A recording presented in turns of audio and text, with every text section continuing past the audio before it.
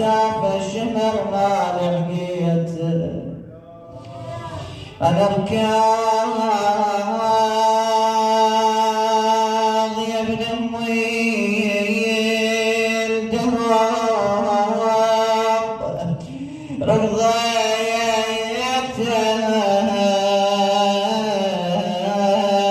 بس عساف الشمير ما لحقيت